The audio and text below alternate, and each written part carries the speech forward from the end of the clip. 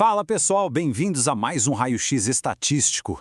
Hoje a gente vai destrinchar um cenário fascinante para quem acompanha estatísticas esportivas e busca uma vantagem matemática real no jogo. Bom, esse é um estudo de alto nível voltado especialmente para apostadores experientes e o nosso foco total é no concurso 1253 da Loteca. A gente não vai perder tempo aqui com palpites baseados em pura intuição ou paixão clubística, tá? Vamos direto aos números puros, porque a paisagem matemática dessa rodada em específico é absolutamente única. Ela literalmente exige um plano de ação tático muito bem traçado. Para desconstruir aqueles hábitos comuns de aposta e montar uma abordagem baseada em dados, nossa agenda tem 5 passos bem rápidos. 1. A anatomia da Loteca 1253. 2. Armadilha dos favoritos. 3. Apostador comum contra o apostador estratégico. 4. O poder dos resultados incomuns. E por fim, o módulo 5, a estratégia prática de cobertura. Certo. Indo direto ao nosso primeiro ponto, a anatomia da Loteca 1253. Olha só que parada interessante os dados nos mostram logo de cara. Nós temos uma distribuição absolutamente bimodal aqui, um equilíbrio perfeito. De um total de 14 partidas, exatamente 7 caem na categoria de favoritos definidos, com a probabilidade variando ali de 51% a 79%. Os outros 7 jogos caem no campo da incerteza, com probabilidades entre 26% e 50%, que é onde o mercado não aponta uma preferência tão óbvia. Mas sabe qual é o detalhe mais crucial disso tudo? É a ausência total dos chamados superfavoritos. Sério, ao contrário do que a gente vê em outras rodadas, não tem um único jogo com probabilidade de vitória na casa dos 80% ou mais. O maior favorito é o Manchester City, com pouco mais de 75%. Isso significa que até os times mais fortes enfrentam um grau de incerteza bem considerável hoje. Para colocar isso em perspectiva, dá uma olhada nesse confronto gigante entre Flamengo e Palmeiras. O Flamengo aparece como favorito? Sim, aparece, mas com uma probabilidade de só 53,76%. É óbvio que isso está muito, mas muito longe de ser um resultado garantido. A gente está falando de quase 47% de chances de dar um empate ou até mesmo uma vitória do Palmeiras. Em uma rodada onde até os times com o maior peso no mercado encaram esse nível de imprevisibilidade, a gente precisa mudar a mentalidade na hora. Suposições básicas simplesmente não vão funcionar. O que nos leva perfeitamente para o nosso segundo ponto, que é a armadilha dos favoritos. O mercado hoje identifica 7 times como favoritos claros: Manchester City, Cruzeiro, Fortaleza, Arsenal, Flamengo, Corinthians e Tottenham. Todos eles têm mais de 50% de chance de vitória individualmente. E aí, a intuição humana manda a gente fazer o quê? Confiar neles, claro. Mas quando a gente cruza os dados e calcula a probabilidade matemática de todos esses 7 favoritos vencerem simultaneamente, a gente chega num número bem assustador. 3%. Apenas isso. É literalmente uma chance em 33. E isso puxa a nossa estatística complementar, que na minha visão é a informação mais valiosa que você pode ter para montar a sua estratégia. 97%. Essa é a probabilidade de que pelo menos um desses 7 favoritos não vai vencer, deixando bem claro, é uma certeza quase absoluta de que pelo menos um desses times supercotados vai tropeçar. Seja um empate ou uma derrota, vai acontecer.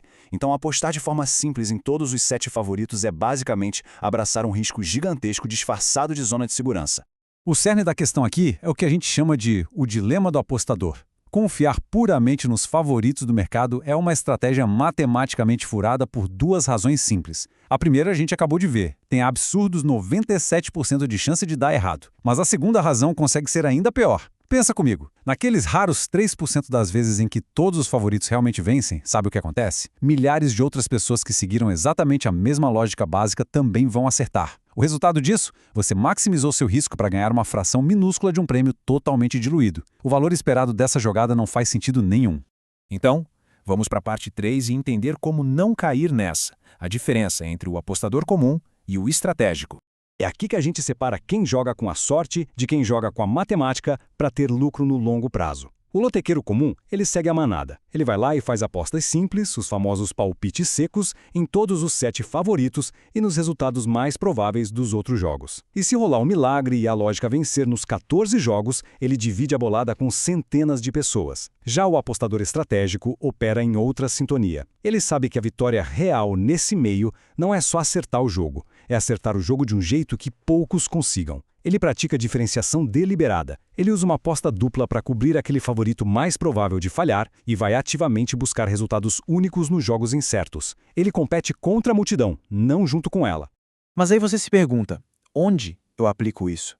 é o nosso quarto módulo, o poder dos resultados incomuns. Nós temos 5 jogos nessa rodada que se destacam muito pelas baixas probabilidades para os resultados mais esperados. E o ápice dessa incerteza está aqui no jogo 6. O Mirassol é tecnicamente o favorito, mas com meros 36,63% de chance, com o Fluminense logo atrás, respirando no pescoço com 35,09%. Galera, isso é literalmente um cara ou coroa estatístico. Fazer uma aposta simples no resultado supostamente mais provável aqui é jogar dinheiro fora. Esse jogo é um alvo primário para uma cobertura estratégica, porque qualquer resultado é super viável e principalmente vai quebrar os bilhetes comuns. E a gente vê o mesmo padrão nesses outros 2 confrontos. No jogo 9, Atlético com 37,74% contra 34% do Remo. No jogo 3, o Internacional tem cerca de 39% contra 31% do Vitória. Margens apertadíssimas. É aqui que o apostador estratégico faz a festa. Se pintar uma zebra em qualquer um desses jogos, a chance do apostador comum fazer 14 pontos despenca. Para vocês terem uma noção clara, a probabilidade conjunta de todos os 14 resultados mais prováveis acontecerem ao mesmo tempo é de ridículos 1 em 12.826. É por isso que buscar ativamente uma zebra, um resultado alternativo nesses jogos de alto risco, é o que te dá um potencial de retorno gigantesco.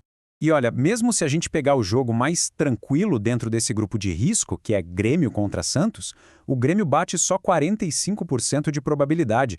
Ainda sobra mais da metade de chance para rolar um empate ou até uma vitória do Santos. Um resultado contrário aqui já passaria o rodo na grande maioria da concorrência, que foi na fé cega do favorito jogando em casa. Beleza? Fechando a teoria, vamos para o que interessa. Como colocar isso na prática? Vamos ver nossa estratégia de cobertura. Essa análise se transforma em uma estrutura bem inteligente. 5 apostas duplas e 9 apostas simples, os secos. Como ela funciona para blindar seu jogo contra aquela falha de 97% dos favoritos? Dos 7 favoritos, a gente pega os 6 mais sólidos e vai a seco, como City e Cruzeiro. Mas a gente joga uma aposta dupla no favorito que está mais vulnerável, nesse caso o Tottenham, com seus 51%. Lembra daquela certeza quase absoluta de tropeço? A dupla no Tottenham é o seu escudo contra isso. Depois, as outras 4 duplas vão para os jogos de altíssimo risco, como Mirassol e Atlético. E aí a gente fecha com secos nos jogos incertos que sobram, pegando o resultado mais provável, tipo o Grêmio. Pronto, o bilhete está viável, único e estrategicamente blindado. Para fechar nossa análise de hoje, eu queria deixar essa frase que resume tudo perfeitamente. O verdadeiro prêmio nas apostas baseadas em estatística não é brincar de vidente e prever o futuro com perfeição. É você saber jogar com o valor esperado ao seu favor. Quem entende a matemática sabe que acertar 13 ou 14 pontos numa rodada onde ninguém mais acertou por causa de uma zebra bem calculada é infinitamente melhor do que cravar os 14 resultados óbvios junto com 300 outras pessoas e ganhar um trocado. O segredo do sucesso no longo prazo é a diferenciação calculada. Então, sabendo que em 97% das vezes a lógica básica do mercado simplesmente falha, de que lado das estatísticas a gente quer estar no próximo final de semana? Fica aí a reflexão. Muito obrigado por acompanharem esse estudo até aqui, pessoal, e até a próxima!